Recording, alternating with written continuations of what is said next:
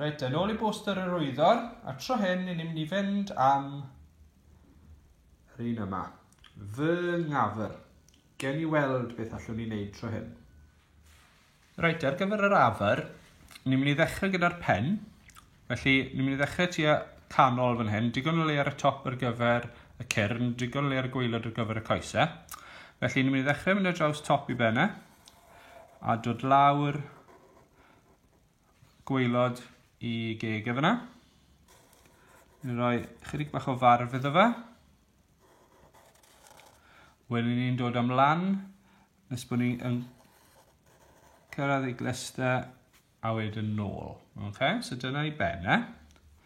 Wedyn, lawr tu fan hyn, a draws i gefnau a cynffon bach. Wedyn ar draws i frestau. Ni'n dod lawr. Ni'n mynd i wneud un coes fan hyn wedyn, dod syth lawr. A rownd. I fole. Wedyn i goes ôl, yn mynd nôl ychydig, lawr ychydig. Yr un patrwm na goes blaen, ond wedyn mae hwn yn mynd i fynd nôl ychydig gynta, cyn mynd nôl am i gynffon na. Wedyn mae eisiau ni wneud y coesau ôl, neu y coesau, sy'n yr ochr arall, dim coesau ôl. Y coes ôl arall, ni'n mynd i wneud fanna. Okay. Ychydig bach felly yn fyrrach na'r un blaen, ac bod yn y cefnder. Yr un peth ar un flaen yr ochr arall. Ychydig bach yn bellach nôl na'r un wnaethon ni gynna. Diweddol hapus nawr y siap yna. Peth mwyaf pwysig yw bod y pen a'r corff yn edrych fel sy'n nhw yn mynd gyda'i gilydd o ran maint. Dych chi ddim eisiau pen enfawr neu bach, mae rhaid bod nhw'n mynd gyda'i gilydd. Reit, ar cyrn nesaf, so dyle fod digon o le ar y top yn hyn i wneud y cyrn. So, un. Fyna. A wedyn mae'r un arall yn mynd i fynd ychydig o'i flaenau. A wedyn yn cuddio tu ôl. Okay, so dyna i gyrnau wedi wneud. Nawr ni'n mynd i wneud y llythyrennau. So ni'n mynd i rannu y pen mewn i ddau. Felly gallai fynd lan felly ar ôl y barf. Dim bod yn gwneud lot o wahaniaeth. Gan bod y barf yna dwi wedyn, gallai wneud bocs bach fyna sy'n golygu mae fy yn mynd i ffitio mewn fan hyn. So mae y yn mynd i fynd yn y bocs bach cyntaf yna. Wedyn mae y yn gallu ffitio yn y barf. Mae hwnna'n gadael yn i fynd yn y rhan yna. So mae dy fi mae eisiau ngafr, so mae dy fi'r ynnwr yn barod. So mae hwnna'n golygu wedyn, sy'n ni'n mynd lan o'r goes flaen yma ni'n gallu gweld, jyst yr ochr yma. Mae hwnna'n mynd i gael lle'r G, ond mae dyn ni A, F, R ar ôl.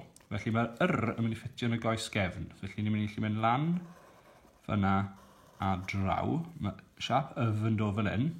Ond mae eisiau hefyd lle'r A, felly mae'r A yn mynd i ffitio wedyn mewn fyna. Okay? So beth sydd gyda chi yw 1, 2, 3 bocs, ond mae'r trydydd un wedi cael ei rannu mewn i 2, ac mae'r ryfar R gyda ni. Okay? Right, so'r G gynta, ni'n mynd ar draws, lawr ac ar draws i wneud bocs, mae'n mynd lliwio'r bocs mewn. Yr A, fi'n mynd i ddod lan o fyna. A rhoi bocs bach mewn fyna i fi. So dyna'r A. Yf, bron o bod wedi wneud yn barod. Just angen mynd ar draws fyna.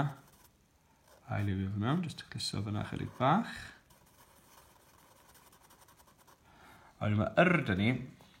Fi'n hoffi wneud yr fach, ond dyw hwn ddim wir yn mynd i edrych fel yr fach yn rhwydd iawn, ac bydd lot o'r goes yn cael ei liwio mewn D. So beth dwi'n gwneud yw fi'n mynd i fynd lan a lawr yr ongl y fyna, sy'n meddwl gallai gadael hwn i gyd ar gyfer yr prif lythyren. Wedyn, ble bynnag hwn yn mynd i gario ymlaen, mae'n mynd fyna. Gallai wneud yn hanner cilchi a lliwio fy mewn. Mae bron o bod yn edrych fel yr yn barod, jyst i helpu fe chydig bach. Dwi'n mynd i fynd yn draw fyna a just torri chydig bach i ffwrdd. So, mae hwnna nawr yn edrych lawer yn well. Okay? Reit, ei wneud gafr. Mae geifr fy Llemynydd yn hoffi bod ar tir Caregog, so gen i ychydig o fyny ac i lawr fan hyn.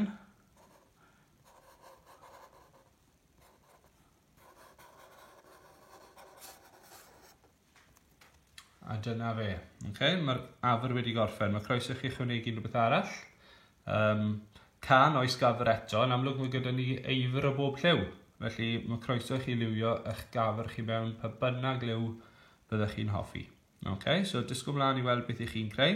Os chi eisiau gweld sut nath yn afr i droi mas wedi lliwio, aroswch am ychydig eiliadau gewch chi weld nawr. A dyma ni yr afr wedi gorffen.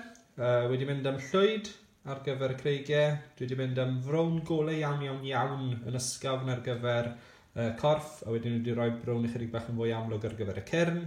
A dwi jyst wedi mynd o gwmpas y tu fas, yr amlinelliad tu fas mewn glas, jyst i gael rhyw fath o syniad bod rhywbeth arall tu ôl, a mae hefyd yn gwneud gwahaniaeth o ran cael corff yr afr ei sefyll mas bach yn fwy.